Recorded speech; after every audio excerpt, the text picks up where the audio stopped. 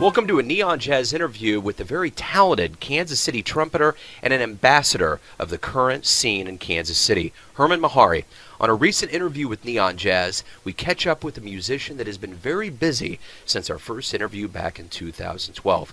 He talks about his recent album, recorded in Paris following a Kickstarter online campaign, winning the Charlotte Street Award, and a whole lot more about how he continues to etch a historic jazz memory in Kansas City and beyond. Dig it. How's it going? Hey, good, man. How are you? Good. First of all, thanks again for joining me on Neon Jazz, our interview series. I think the last time we spoke was in 2012, so a lot has happened since then. So why don't we start with this here? As I said, a lot has happened, and I'm going to kind of break down what's been going on so we can catch up with you. First of all, how is Diverse doing? Well, the album is a result of a series of trips we've made to Paris starting in 2010. We went out there and did a month-long self-imposed residency in June of 2010, which was part funded by our fans through Kickstarter, and then part funded by us. And we ended up playing a few gigs out there and did some networking and started establishing relationships and contacts and building an audience out in Paris. And then so that set up the way for us to continue going back there. And in those trips, we met up with Parisian piano player Tony Tixier, and we hit it off really well with him, and we brought him here a couple of times to Kansas City. And we decided that we wanted to do our recording with him, and so we recorded it in Paris with him and a special guest, Logan Richardson, who's originally from Kansas City and now lives in Paris. And that's kind of in a nutshell how that whole recording came about. So, what was Paris like? Paris, to me, is in a personal way, it's a very inspiring city. I just get inspired musically when I just walk around, you know. It's just a beautiful place, you know, historic and old. I'm a sucker for that kind of stuff. I love doing research about stuff, you know, read books about Paris and French history and just, you know, it's just aesthetically, it's inspiring. And then also just from the standpoint of the people there are really into the music. Yeah. You know, and jazz music. That's part of the history too. Actually, you know, there's some famous expats who lived in, you know, jazz musicians who have lived in Paris. Well, that's always been kind of the line, is that with jazz music, it's better appreciated in somewhere like Paris. Is that still something that would hold up these days? Absolutely.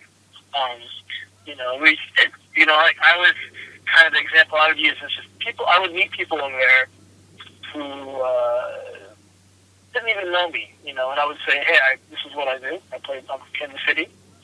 I'm here playing some music. You know, I'm playing here tonight, and they would say, cool, we're going to come check you out. And they would be there at the show. Absolutely be there. And not that that doesn't happen here, but, you know, a lot of people here would be like, oh, yeah, cool, yeah, I'll come see you, and, you know, they might show up. But it was just like, everyone we met had been struck up in a conversation with, and, you know, the relationship was, like, totally into what we were doing, invested, and wanted to come out and support.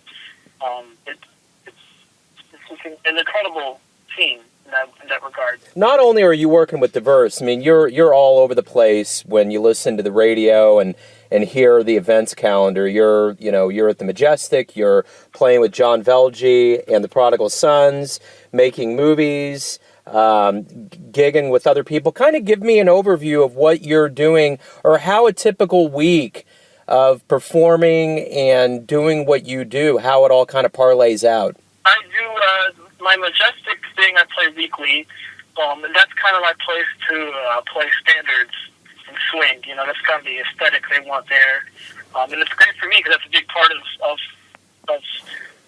what I do. I love playing that music, and I feel like it's such a good foundation for me.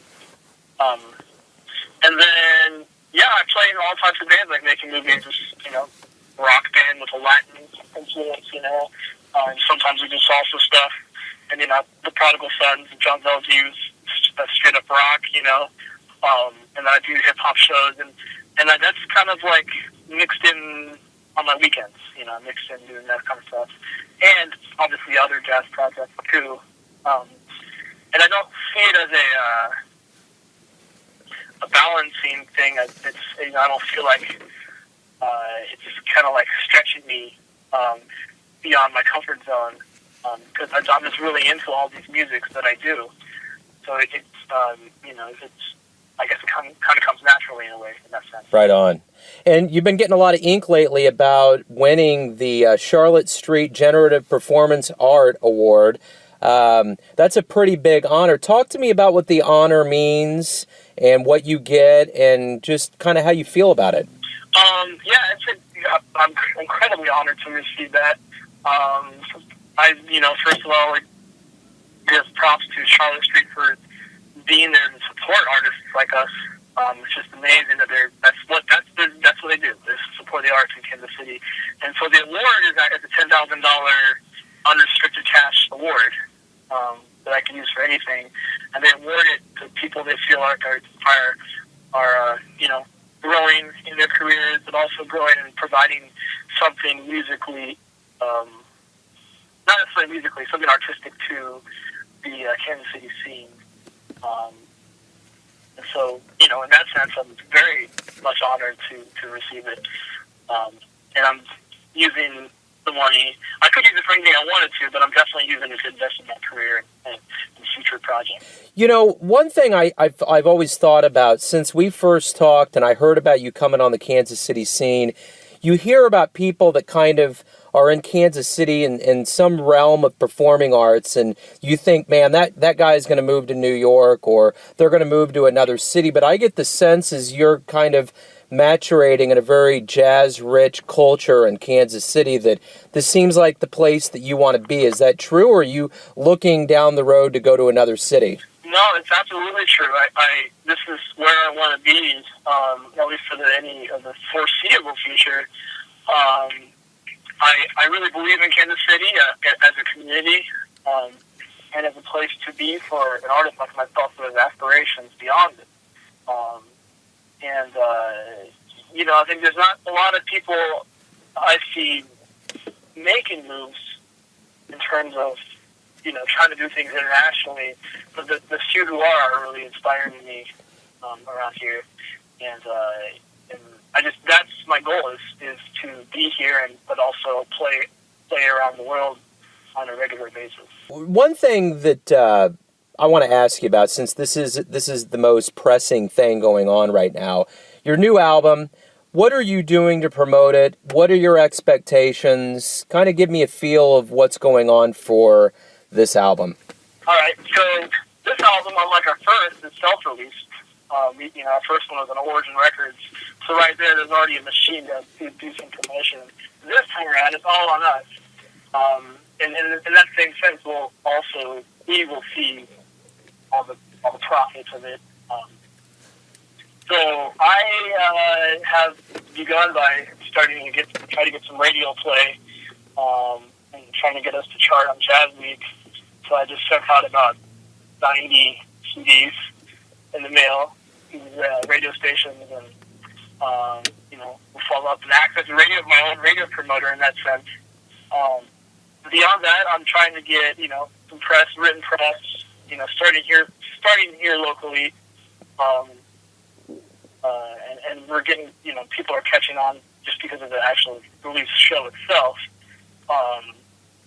And then I'm going to try to work blogs, and so I'm doing the job of promoter and publicist on my own, basically. Since we talked last too, it seems like, and I get this sense when I talk to Kansas City musicians, the scene is thriving so much, and it's really being fueled. I think the last time we talked, there was a lot of focus on Jardines, and it seems like I don't hear anything about Jardines anymore, and there's more of a focus on the fact that all of these clubs are opening up. Take Five, Green Lady, Broadway Jazz. It sounds like you guys have a real mecca of options to play live in this town. We absolutely do. And, it's in the past year and a half, three of the best musicians I know just moved to Kansas City, who I play with regularly. Vibraphonist Peter Schlam, bassist Carl McComas-Reichel, and drummer John Kadillerud, who I just did a tour with a few weeks ago in the Upper Midwest. They're just some of my favorite musicians, and they're great assets in Kansas City. It's really amazing that it's starting to attract, people of that caliber here. And that only just makes the scene even that much better. So let me ask you this question. In about 20 years from now, when you just stumble upon a bio or you're in a room and someone's talking about Hermon Mehari and Kansas City Jazz, what would you like to hear? Oof, that's a good question. Wow. What would I like to hear?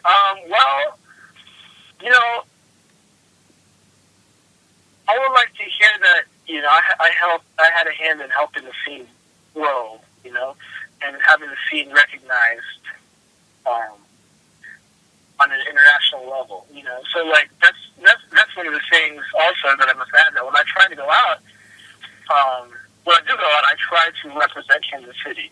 And for instance, when we were in Paris, a lot of people obviously knew we were Americans, but they assumed we were from New York. And we said, no, we're from Kansas City. We made a point to say it's Kansas City. So, that's one of the things I would like to hear later on, is that, Hermon Mehari had a hand in helping to put Kansas City on the map. Right on.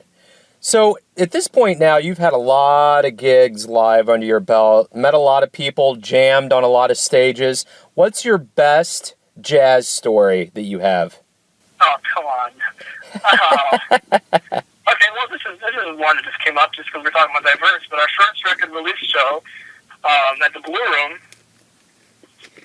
in 2009, it went really great. It was packed, we couldn't ask for anything better.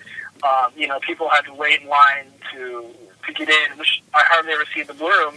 And then at the end of the night, Kenny Loggins shows up and sits in with us. Cool, man. And he sang a couple of jazz standards. He pulled the lyrics on his phone and just sang a couple of standards. It was kind of, just totally unexpected and surreal. Wow, now you got Footloose stuck in my head. So, that's cool. See, that's what I'm talking about. That was perfect. That was totally perfect. Sure. One thing that I've been asking musicians lately, and I don't believe this, but you hear it sometimes. If someone was to come up to you and say, look, Hermon, jazz is dead, what would you say to them? I would say that it's absolutely not dead. I know where the argument comes from, and that there are people who believe that it's not a sustainable thing or it's not popular, but it's very much alive. As long as there are people playing it, I'm making a living doing it. There's people playing it and pushing the music forward. It's growing in so many different ways. Jazz nowadays means so many different things. It's such a wide genre now, and it's just very much alive in that sense. I agree. I totally agree. What is next for you? I'm talking not just tonight or next week or next year, but what are you looking to see happen in your career over, say, the next, 2 to 5 years? One is that I'm going to establish myself in a couple of other places, just like I did with Paris. So I have a couple of cities in mind, which I'm not necessarily wanting to say yet, but, so I continue, because the Paris thing was totally a grassroots thing, and it's working out for us. It's opened up doors we wouldn't have imagined. So I personally want to do that in a couple other places. And I'm also working on my next project, which I also don't want to say specifically what it is yet, because I'm not ready to reveal that, but it is a project that will take a year or two, and it's a pretty big work in terms of composition that I am working on. So it's probably most people will not expect me going to direction for this. Very cool. Well, Hermon, I really wanted to just catch up with you and kind of get an idea of what's been going on. There's been so much that's been happening. Continued success, and thanks again for your time. Thank you. Thanks for listening and tuning in to yet another Neon Jazz interview, where we give you a bit of insight into the finest players in Kansas City and spots all over the United States, giving fans all that jazz. And thanks to Hermon for his time and dedication to the Kansas City scene. If you want to hear more interviews, go to Famous Interviews with Joe Dimino on the iTunes Store, or visit theneonjazz.blogspot.com for all things Neon Jazz. Until next time, enjoy the music, my friends. Neon Jazz.